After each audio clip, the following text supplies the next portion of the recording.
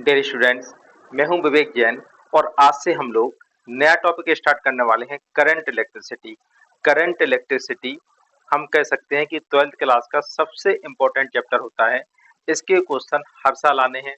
इसमें कुछ Kirchhoff law के क्वेश्चन होते हैं जो आज तक ऐसा नहीं हुआ कि किसी भी पेपर में, चाहे वो आईआईटी का हो या नीट का पेपर हो या 12th क्लास का हो, उसमें किरचॉफ लॉ का यूज ना किया गया हो। ठीक है, तो ये बहुत ज्यादा इंपॉर्टेंट टॉपिक होता है। ये चैप्टर शुरू में आपको थोड़ा सा बोरिंग लग सकता है, तो मैं यहाँ पे ये कोशिश करूंगा कि आपको जो बोरिंग वाला पोर्शन है उसको थोड़ा सा फैक्ट लेके और आगे जो इम्पोर्टेंट कॉन्सेप्ट है वो आपको जाना से जाना दिए जाएं। तो आइए स्टार्ट करते हैं। करंट इलेक्ट्रिसिटी, सबसे पहले हम देखते हैं करंट होती क्या है। तो सबको ये मालूम है, आप लोग बहुत छोटी क्लास से पढ़ते आ रहे हैं, rate of flow of charge is called current. ठीक है ना, I equal to Q over T. ठीक है, क्यू के बारे में आपको मालूम है, Q equal to N E over T. Current की ऐसा यूनिट होती है एम्पियर। ठीक है ना, ये सब हम लोग जानते हैं। अब हम इसमें इंस्टेंटेनियस करंट क्या होती है, I equal to D Q over D T. ठीक है ना, ये सारी चीजें हम लोग पहले से जानते हैं। 1 एम्पियर इक्वल टू क्या होगा, 1 coulomb per second. 1 ampere equal to 1 coulomb over 1 second. ठीक है, अब हम इसमें बात करते हैं, एक बहुत इंपॉर्टेंट टर्म आता है ड्रिफ्ट वेलोसिटी। ठीक है ना, तो पहले आप समझिए क्या होता है। देखिए, हम ये जानते हैं कि यदि हमारे पास कोई कंडक्टर हो तो कंडक्टर होते क्या हैं, कंडक्टर्स में बहुत सारे इलेक्ट्रॉन्स होते हैं। कौन से इलेक्ट्रॉन, फ्री इलेक्ट्रॉन्स। ठीक है, फ्री इलेक्ट्रॉन्स क्या कहलाते हैं, जो अंदर ही अंदर कहीं पर भी मूव कर सकें। ठीक है ना, एक हमारे पास कंडक्टर है और जनरली इसमें 1 मीटर क्यूब में 10 टू दी पावर 29 इलेक्ट्रॉन्स होते हैं। ठीक है ना, और ये अंदर ही अंदर किसी भी डायरेक्शन में चलते रहते हैं ड्यू टू थर्मल डिस्टरबेंस। ये इलेक्ट्रॉन अंदर ही अंदर मूव करते रहते हैं और इनकी जो स्पीड होती है वो होती है near about 10 to the power 6 metre per second. ठीक है, इस स्पीड को हम लोग बोलते हैं थर्मल स्पीड, और ये किसी भी डायरेक्शन में मूव करते रहते हैं। किसी एक पर्टिकुलर डायरेक्शन में नेट वेलोसिटी होती है 0। ठीक है, यहां तक बात क्लियर है। अब जैसे ही हम इस कंडक्टर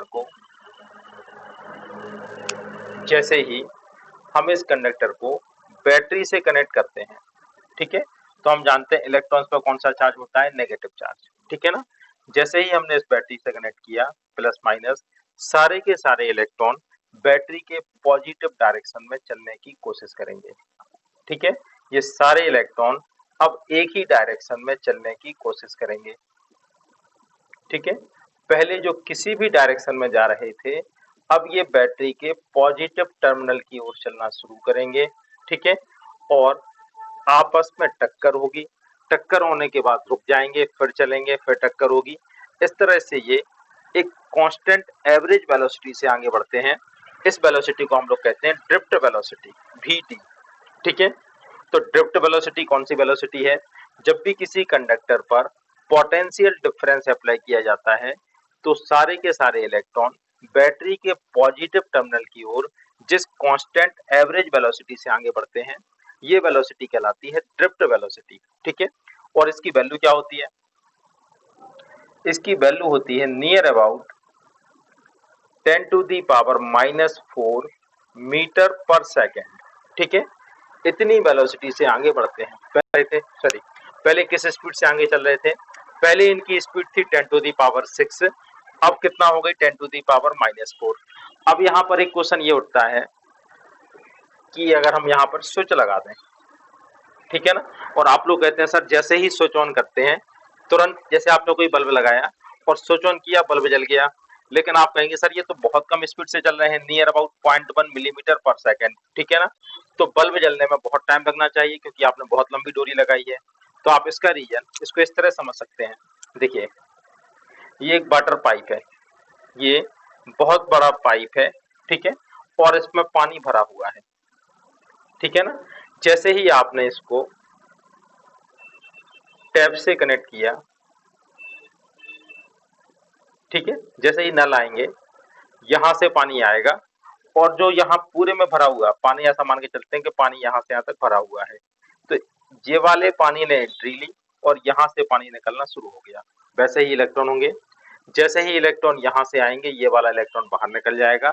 इसलिए जो बल्ब जलने की प्रोसेस होती है वो इंस्टेंटेनियस होती है। ठीक है ना, ये बात समझ में आ रही है। अब हम इसका डेरिवेशन देखते हैं, relation between current and drift velocity. ठीक है, तो इसमें हम ये कंडक्टर लेते हैं, length of a conductor is L, area of cross section ये वाला area of cross section is A, number of electron per unit volume is small N. Small N कौन से इलेक्ट्रॉन है, number of electrons per unit volume. ठीक है, होगा capital N equal to total number of electrons. ये कैसे find करेंगे, number of electron per unit volume into volume. ठीक है, इस कंडक्टर का वॉल्यूम कैसे फाइंड करेंगे, एन एरिया इनटू लेंथ। ठीक है, अब हमें मालूम है करंट क्या होती है, rate of flow of charge is called current, I equal to Q over T. ठीक है, टी टाइम में क्यू चार्ज यहाँ पे फ्लो हो रहा है, क्यू का फार्मूला, ठीक है, क्वांटाइजेशन ऑफ चार्ज हम लोग पढ़ चुके हैं, क्यू इक्वल टू क्या होता है, N E over T. N की वैल्यू पुट करते हैं, आई इक्वल टू क्या आएगा, एन की वैल्यू पुट करते हैं, N A L E over T. ठीक है, अब ये एल यहाँ पर क्या है, कंडक्टर की लेंथ, और टी कौन सा टाइम है, इलेक्ट्रॉन्स को यहाँ से यहाँ तक आने में लगा टाइम। ठीक है, तो एल ओवर टी क्या कहलाएगी, इसकी एवरेज ड्रिफ्ट वेलोसिटी। ठीक है ना, तो आई इक्वल टू क्या हो जाएगा, N A L over T कहलाएगा वी डी इंटू ई। ठीक है, तो इस तरह से करंट और ड्रिफ्ट वेलोसिटी में एक रिलेशन आता है, I equal to A N E V T. ठीक है, ये एक इंपॉर्टेंट रिलेशन है जो आपको याद रखना है। इसके बाद एक टर्म और आता है करंट डेंसिटी। ठीक है, करंट डेंसिटी एक वेक्टर क्वांटिटी है, इसको डिफाइन करते हैं करंट पर यूनिट एरिया। ठीक है, इस तरह से भी लिख सकते हैं, I equal to J dot A. ठीक है, एरिया भी वेक्टर क्वांटिटी है और जे भी वेक्टर क्वांटिटी है, लेकिन करंट कैसी क्वांटिटी होती है, करंट एक स्केलर क्वांटिटी होती है। अब आप कहेंगे सर करंट की डायरेक्शन भी है, ठीक है ना, इलेक्ट्रॉन कैसे फ्लो हो रहे हैं बैटरी के पॉजिटिव टर्मिनल की ओर, तो करंट की डायरेक्शन हम लोग क्या बोलते हैं, इलेक्ट्रॉन की डायरेक्शन के अपोजिट। ठीक है ना, जनरली करंट को बोला जाता है पॉजिटिव चार्ज का फ्लो होना, लेकिन पॉजिटिव चार्ज तो फ्लो होता ही नहीं है, फ्लो क्या होते हैं, इलेक्ट्रॉन। तो इलेक्ट्रॉन के अपोजिट डायरेक्शन हम लोग मानते हैं डायरेक्शन ऑफ करंट। ठीक है, अब आप ये देखिए, हाँ, एक इसमें क्वेश्चन ये भी उठता है कि करंट की डायरेक्शन होते हुए भी ये स्केलर क्वांटिटी क्यों है, because it does not follow vectors law. ठीक है, ये वेक्टर्स लॉ को फॉलो नहीं करती है, इसलिए ये स्केलर क्वांटिटी है। ठीक है, अब आप देखिए आई इक्वल टू हो गया जे डॉट ए। ठीक है, ये एक रिलेशन हो गया। अब अगर हमें जे की वैल्यू फाइंड करनी हो तो आई की वैल्यू यहाँ पुट करते हैं A N E V D over A. तो जे और ड्रिफ्ट वेलोसिटी में क्या रिलेशन होगा, जे इक्वल टू ए से कैंसिल हो जाएगा, एन ई वी टी। ठीक है ना, ये करंट डेंसिटी और ड्रिफ्ट वेलोसिटी में एक ओम्स लॉ आप बहुत छोटी क्लासों से पढ़ते आ रहे हैं, एक बार फिर से उसको रिवाइज करते हैं। If temperature and mechanical stress of a conductor is constant. ठीक है, टेम्परेचर कांस्टेंट हो, मैकेनिकल स्ट्रेस क्या कहलाती है, आप इस कंडक्टर को पकड़ के खींच ना रहे हो, ऐसा ना कर रहे हो कि इसकी लेंथ चेंज हो जाए या इसकी रेडियस चेंज हो जाए। ठीक है, then applied potential difference is directly proportional to current flow in the conductor. ठीक है ना, यदि किसी कंडक्टर का टेम्परेचर और मैकेनिकल स्ट्रेस कांस्टेंट हो तो अप्लाइड पोटेंशियल डिफरेंस उसमें फ्लो होने वाली करंट के प्रोपोर्शनल होगा। V equal to proportional sign हटाने पर एक कांस्टेंट आएगा R I, where R is constant called resistance of conductor. ठीक है ना, R को कहते हैं रेजिस्टेंस, R इक्वल टू क्या होगा, V ओवर I। ठीक है, V ओवर I, V होता है वोल्टेज, I होती है करंट। ठीक है, वोल्ट ओवर ओवर एम्पियर और इसकी एसआई यूनिट होती है ओम। ठीक है, रेजिस्टेंस की एसआई यूनिट होती है ओम, आर की एसआई यूनिट होगी ओम और इसको डिनोट करेंगे इस तरह से, ये ओम का सिंबल होता है। ठीक है ना। अब आप ये देखिए रेजिस्टेंस को हम लोग डिफाइन कैसे करते हैं, to oppose flow of current in any conductor. Resistance का काम क्या होगा, किसी भी कंडक्टर में फ्लो होने वाली करंट का अपोज करना। ठीक है, रेजिस्टेंस जितना ज्यादा होगा करंट की वैल्यू उतनी कम होगी। I equal to V over R. ठीक है, करंट क्या होती है, पोटेंशियल डिफरेंस ओवर रेजिस्टेंस। किसी भी कंडक्टर का रेजिस्टेंस जितना ज्यादा होगा उसमें फ्लो होने वाली करंट की वैल्यू उतनी ही कम होगी। अब हम देखते हैं डिपेंडेंस ऑफ रेजिस्टेंस। ठीक है, ओम्स लॉ का डेरिवेशन भी है, वो हम इसके बाद में देखेंगे। अभी हम इसमें आपको सीधा फार्मूला बताते हैं कि आर की वैल्यू किस पर डिपेंड करती है। ठीक है, आर प्रोपोर्शनल टू होता है L, resistance of conductor directly proportional to length of conductor and R directly proportional to 1 over A. ठीक है, यहाँ पर ए है एरिया ऑफ क्रॉस सेक्शन, दोनों को एक साथ मिला के लिखते हैं R proportional to L over A. ठीक है, प्रोपोर्शनल साइन हटाने पर एक कांस्टेंट आता है rho, R equal to rho L over A. ठीक है, यहाँ पर रो एक कांस्टेंट है, इसे कहते हैं रेजिस्टिविटी ऑफ कंडक्टर। ठीक है, या स्पेसिफिक रेजिस्टेंस। स्पेसिफिक रेजिस्टेंस क्यों, इफ एल इक्वल टू 1, ठीक है, 1 मीटर 1 सेंटीमीटर कुछ भी, और ए इक्वल टू 1, ठीक है, यूनिट लेंथ हो, area of cross section unit हो, तो आर इक्वल टू होता है रो। ठीक है, तो रो क्या होगा, स्पेसिफिक रेजिस्टेंस, एक ऐसे कंडक्टर का रेजिस्टेंस, ठीक है, जिसकी लेंथ यूनिट हो और area of cross section unit हो, उसके रेजिस्टेंस को हम लोग बोलते हैं स्पेसिफिक रेजिस्टेंस या रेजिस्टिविटी। रो की वैल्यू डिपेंड किस पे करती है, only on temperature and nature of substance, कौन सा मटेरियल लिया गया है, और टेम्परेचर अगर कांस्टेंट हो तो रो की वैल्यू हमेशा कांस्टेंट होगी।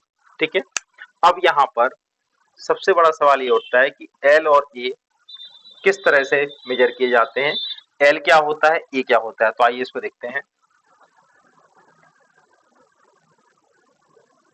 देखिए ये एक कंडक्टर है, ठीक है, डस्टर को हम एक कंडक्टर मानते हैं और यहां पर मैं इसको ड्रॉ करता हूं।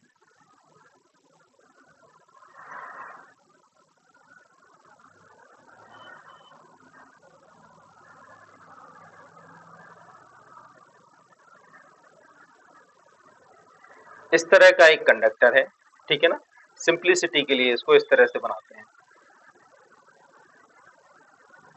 अब आप ये बताइए इस कंडक्टर में लेंथ क्या है और एरिया ऑफ क्रॉस सेक्शन क्या है। बहुत से स्टूडेंट बोलेंगे कि सर ये लेंथ है, ठीक है, और ये जो दिखाई दे रहा है हमें ये है एरिया।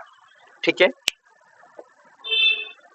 इस कंडक्टर में बहुत से लोग यही कहेंगे सर ये लेंथ होगी और ये होगा एरिया, तो क्या ऑलवेज ऐसा होगा। देखिए अब आप ये देखिए, यदि हम इस कंडक्टर को इस तरह से बैटरी से कनेक्ट करें तो आप सही सोच रहे हैं, ये लेंथ होगी और ये वाला होगा एरिया ऑफ क्रॉस सेक्शन। लेकिन यदि हम इस कंडक्टर को बैटरी से कुछ इस तरह से कनेक्ट करें, ठीक है ना, तो इस केस में अब ये लेंथ नहीं होगी, अब लेंथ क्या होगी, ये वाली। ठीक है, तो एल को लेंथ कहना ही गलत होगा। एल को आप डिफाइन कर सकते हो distance between those point where battery is connected, उन दो पॉइंट के बीच की डिस्टेंस जहां पर आपने बैटरी कनेक्ट की हो। ठीक है ना, तो यहां पर हम देखते हैं लेंथ क्या होगी, लेंथ होगी ये वाला पोर्शन। ठीक है, और एरिया कौन सा कहलाएगा, ये वाला, जिस पॉइंट पर आपने बैटरी कनेक्ट की है। ठीक है, चलिए इसको एक एग्जांपल से समझते हैं। एक कंडक्टर है, फिर से ही बनाते हैं, कंडक्टर है,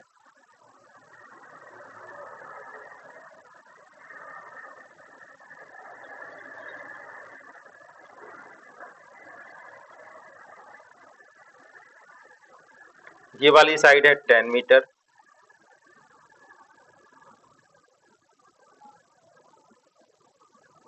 ये वाली साइड है 2 मीटर और ये वाली साइड आपको गिवन है 1 मीटर।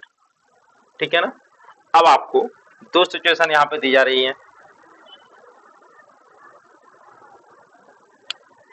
ये हो गया A, B, C and D.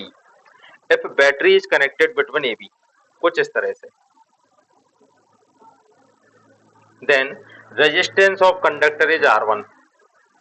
If battery is connected between C D, कुछ इस तरह से, then resistance of conductor is R2। Find R1 ratio R2। ठीक है। अब आप इसमें देखिए, यदि बैटरी को इस तरह से कनेक्ट करते हैं तो रेजिस्टेंस है R1, और इस तरह से कनेक्ट करते हैं तो रेजिस्टेंस है R2। आपको फाइंड करना है R1 और R2 का रेशियो। ठीक है। तो आप ये देखिए, R1 इक्वल टू क्या होगा, इस केस में लेंथ क्या होगी, ये वाली। ठीक है, रो, एल की वैल्यू होगी 10, और एरिया कौन सा होगा, ये वाला 1 इंटू 2। ठीक है ना, एरिया होगा 2। तो R1 की वैल्यू क्या आएगी, 5 रो। ठीक है। अब R2 की वैल्यू देखते हैं, R2 की वैल्यू कैसे फाइंड करेंगे, देखिए लेंथ क्या होगी, ये वाली, यानी 2 metre, rho into 2 over area, कौन सा एरिया, ये वाला एरिया, 10 इंटू 1। ठीक है, एरिया होगा 10, तो ये क्या आएगा, रो ओवर 5। फाइंड करना था हमें R1 R2 का रेशियो। रो की वैल्यू कभी चेंज नहीं होगी क्योंकि मटेरियल वही है, और टेम्परेचर की यहाँ पर कोई भी बात नहीं की गई है। ठीक है, तो आप R1 की वैल्यू पुट कीजिए, 5 रो ओवर रो बाई 5, रो से रो कैंसिल, आंसर आ जाएगा 25 रेशियो 1। ठीक है, इस तरह के बहुत सारे क्वेश्चन। इसके बाद देखते हैं कॉम्बिनेशन ऑफ रेजिस्टेंस। ठीक है, सीरीज और पैरेलल, जैसा हम लोग कैपेसिटर में पढ़ते थे। ठीक है, तो सबसे पहले हम लोग देखते हैं सीरीज कॉम्बिनेशन।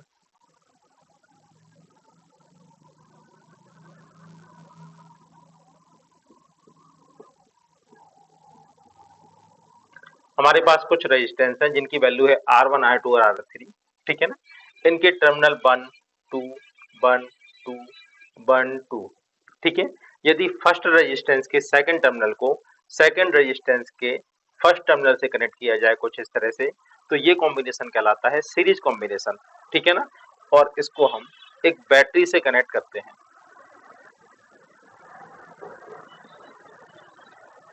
पॉजिटिव से करंट फ्लो होगा, नेगेटिव तो करंट को जब तक डिवाइड होने का पाथ ना मिले तब तक करंट डिवाइड नहीं होगी। तो इस वाले कंडक्टर में भी करंट आई फ्लो होगी, इसमें भी आई और इसमें भी आई। ठीक है, तो सीरीज कॉम्बिनेशन में करंट की वैल्यू क्या होती है, कांस्टेंट। और ओम्स लॉ को हम लोग पढ़ चुके हैं, हमें मालूम है V इक्वल टू होता है आई आर। ठीक है, तो आप ये देखिए, आई यहाँ पर है R1। ठीक है, तो R1 R2 R3, R की वैल्यू अलग अलग होने से वोल्टेज कैसे होंगे, अलग अलग। ठीक है, V1 V2 V3। ठीक है, यहाँ तक बात क्लियर समझ में आ रही है। रेजिस्टेंस के टर्मिनल कोई भी प्लस और माइनस नहीं होता है, ये किस पर डिपेंड करता है, प्लस या माइनस। जिस पॉइंट पर करंट एंटर करेगी उसको हम लेते हैं प्लस, जहां से करंट लीव होती है उसको हम लेते हैं माइनस। ठीक है ना, जहां से करंट एंटर करेगी वो प्लस, जहां से करंट बाहर निकलेगी वो होता है माइनस।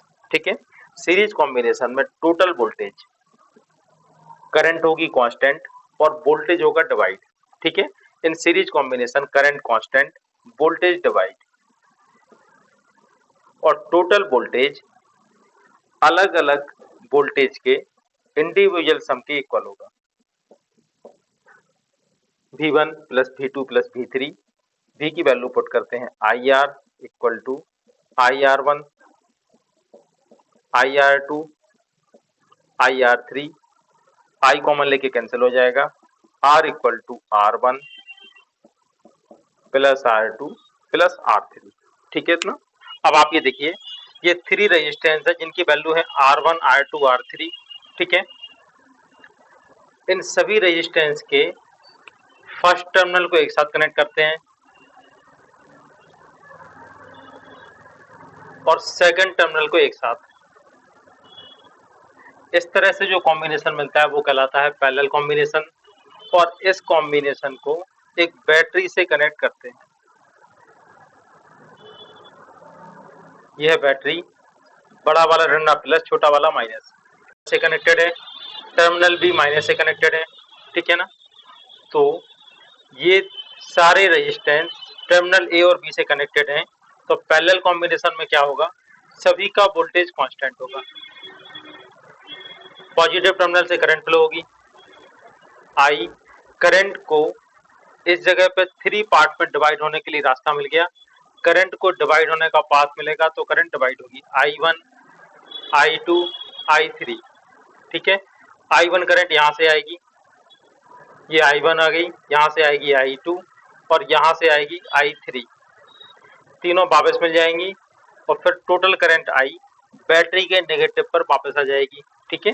यहाँ पर हमें एक बात याद रखना है, पैरेलल कॉम्बिनेशन में वोल्टेज कांस्टेंट होगा, वोल्टेज कांस्टेंट,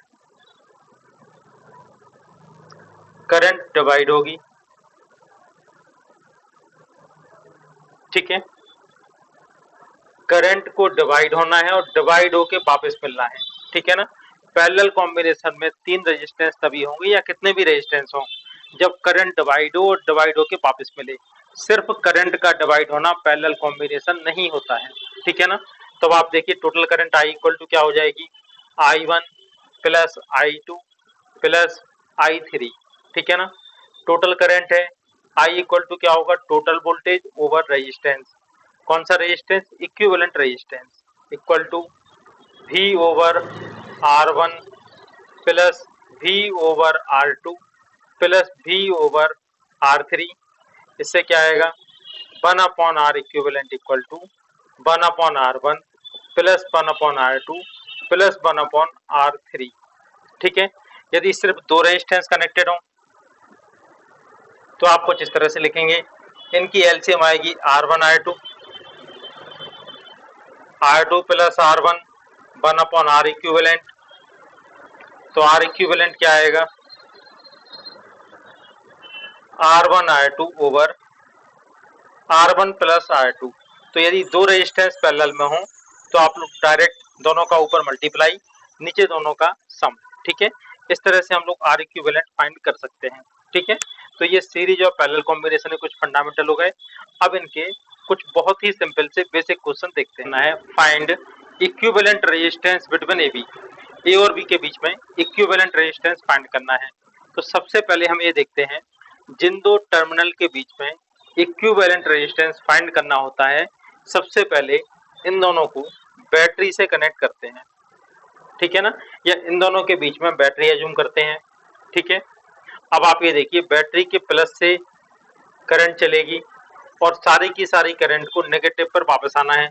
ये करंट यहाँ से जाएगी 4 में पूरी की पूरी करंट जाएगी, इसके बाद ये करंट 2 पार्ट में डिवाइड होगी। अब एक कंफ्यूजन यहाँ पर ये होता है, कुछ लोग क्या करते हैं 8 और 6 को आपको पैरेलल टाइप के दिखाई दे रहे हैं तो इसको कुछ लोग पैरेलल में कनेक्ट कर देते हैं, जबकि यहाँ पर आपको ये देखना है कि 8 और 6 में करंट तो डिवाइड हो रही है लेकिन ये करंट मिलती कहाँ पर है। तो आप ये देखिए ये करंट यहाँ तक आके मिलती है और ये वाली करंट यहाँ से यहाँ आके मिलती है। तो इस करंट को नाम देते हैं I1 और ये है I2। I2 तो केवल 6 में जा रही है, यहाँ तक आ जाएगी, लेकिन I1 मिलने से पहले 4 में भी जाती है। तो 8 और 4 में एक ही करंट जा रही है I1, तो यहाँ पर 6 और 8 में कोई रिलेशन नहीं होगा। उसके पहले आपको ये करना पड़ेगा कि 8 और 4 आपस में सीरीज में कनेक्ट होंगे, तो 8 प्लस 4 इनका क्या हो जाएगा 12, ठीक है ना। यहाँ से I1 करंट फ्लो हो रही है, इसमें भी I1 करंट फ्लो होती है, तो 8 और 4 कैसे हैं सीरीज में। तो आप यहाँ से यहाँ तक इन दोनों को हटा के इसकी जगह आपको लगाना है 12 ओम, ठीक है। तो सर्किट कैसा दिखाई देगा, ये हो गया 4, ये हो गया 12, ये हो गया 6 पॉइंट ए और यहाँ से 2, ठीक है ना। इनके बीच में बैटरी है, यहाँ तक बात क्लियर है। अब आप ये देखिए यहाँ से जो करंट आ रही है वो करंट डिवाइड भी हो रही है और वापस मिल भी रही है, ठीक है। तो 12 और 6 कैसे हैं पैरेलल में, 12 और 6 का हमेशा आता है 4, ये बहुत कॉमन से वैल्यू है तो आपको सीधा याद करना होगा और आप फाइंड भी कर सकते हैं R equal to 12 into 6 12 plus 6 यानी 18, ये जाएगा 3 इक्वल टू 4, ठीक है ना। तो 12 और 6 का पैरेलल कॉम्बिनेशन आता है 4। तो इन दोनों को हटा के इनकी जगह हम अप्लाई करते हैं 4। एक ये 4 हो गया, ठीक है। यहां से यहां तक हटाने के बाद ये आएगा 4 और इसके बाद है 2, ए और बी, इनके बीच में कनेक्ट थी एक बैटरी। अब 4 4 और 2 करंट यहां से जाएगी, 4 4 और 2 ये तीनों कैसे होंगे, 4 4 और 2 ये तीनों होंगे सीरीज में।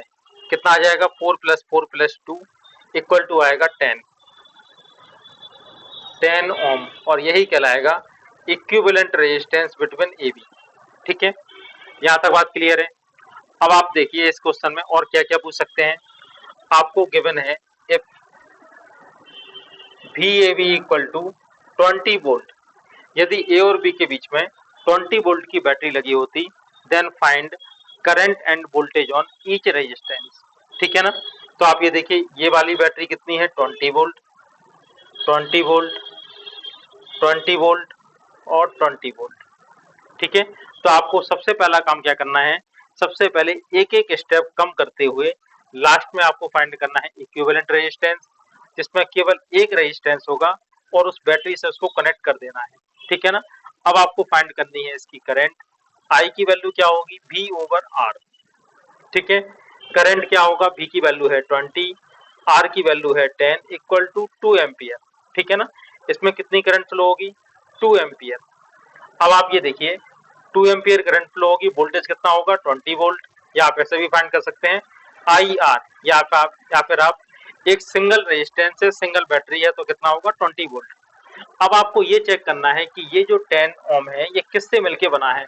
तो एक स्टेप पीछे आते हैं, ये 10 ओम 4 4 और 2 इन तीनों की सीरीज से मिलके बना है, और हम जानते हैं सीरीज कॉम्बिनेशन में करंट होती है कांस्टेंट। कितनी करंट है इसमें, 2 एम्पियर। तो अब हम इसकी करंट लेके आएंगे, वोल्टेज को यहीं छोड़ देंगे, इस पर भी करंट होगी 2 एम्पियर, इस पर भी 2 एम्पियर और इस पर भी 2 एम्पियर, ठीक है ना। अब हमें रेजिस्टेंस मालूम है, करंट मालूम है, ठीक है। तो हम तीनों की निकाल सकते हैं वोल्टेज। इसका वोल्टेज क्या आएगा, 8 वोल्ट, इसका वोल्टेज क्या आएगा, 8 वोल्ट, इसका वोल्टेज आएगा 4 वोल्ट, ठीक है ना। अब एक स्टेप और पीछे चलते हैं, ये 4 ओम किससे मिलके बना, किसी से मिलके नहीं बना। तो करंट होगी 2 एम्पियर, वोल्टेज होगा 8 वोल्ट, ठीक है। ये वाला 4 ओम किससे मिलके बना है, ये 4 ओम 12 और 6 के पैरेलल कॉम्बिनेशन से मिलके बना है, और पैरेलल में वोल्टेज कांस्टेंट होता है। तो यहाँ से हम वोल्टेज को ले लेंगे, करंट को यहीं छोड़ देंगे, ठीक है। तो इसका भी वोल्टेज होगा 8 वोल्ट और इसका भी वोल्टेज होगा 8 वोल्ट। ये वाला रेजिस्टेंस किससे मिलके बना, 2, ये किसी से मिलके नहीं बना। तो इसका वोल्टेज होगा 4 वोल्ट, करंट होगी 2 एम्पियर, ठीक है। अब हमें इसकी करंट फाइंड करनी है, तो इसकी करंट क्या होगी, 8 ओवर 12 एम्पियर, इसकी करंट क्या होगी 8 ओवर 6, ठीक है। I equal to V over R, 8 over 12 और इसकी करंट होगी 8 ओवर 6 एम्पियर, ठीक है ना। यहाँ तक बात क्लियर है। इसके बाद आप ये देखिए, इसके बाद एक स्टेप और बैक जाते हैं, ये 12 किससे मिलके बना है, ये 12 8 और 4 के सीरीज कॉम्बिनेशन से मिलके बना। तो हमें इसकी करंट लेनी है, वोल्टेज को यहीं छोड़ना है। तो इसकी करंट क्या हो जाएगी, 8/12 एम्पियर, इसकी भी करंट होगी 8/12 एम्पियर, इसकी करंट क्या होगी, इसकी करंट ये किसी से मिलके नहीं बना है, 8/6 एम्पियर, ठीक है। वोल्टेज क्या होगा, इसका वोल्टेज होगा 4 वोल्ट, ठीक है। और ये हम पहले ही फाइंड कर चुके हैं, 4 वोल्ट 2 एम्पियर, ठीक है। अब आप ये देखिए इसकी करंट आ चुकी है, रेजिस्टेंस आ चुका है, तो वोल्टेज क्या होगा, V equal to IR 8/12 into 8, ठीक है। इससे 4 से आप कैंसिल कर सकते हैं, 2 3 इक्वल टू 16 ओवर 3 वोल्ट, ठीक है ना। इस तरह से हम सारे रेजिस्टेंस की करंट और वोल्टेज फाइंड कर सकते हैं, ठीक है ना। तो तरीका क्या होगा, सबसे पहले हमें इस क्वेश्चन को धीरे धीरे सिंप्लीफाइड करते हुए एक सिंगल रेजिस्टेंस फाइंड करना है, और उसके बाद स्टेप बाय स्टेप पीछे जाना है, ठीक है ना। अगर कोई भी रेजिस्टेंस 2 रेजिस्टेंस या 3 रेजिस्टेंस के सीरीज कॉम्बिनेशन से मिलकर बना होगा, उसके पहले वाले स्टेप में तो करंट को लेके जाना है। और यदि कोई भी रेजिस्टेंस पैरेलल कॉम्बिनेशन से मिलकर बना होगा तो हमें क्या लेना है, उसका वोल्टेज, ठीक है। इसके नेक्स्ट पार्ट में अब हम लोग इससे रिलेटेड बहुत सारे न्यूमेरिकल, किरचॉफ्स लॉ, ठीक है ना, और भी बहुत सारे कॉन्सेप्ट और क्वेश्चन देखेंगे।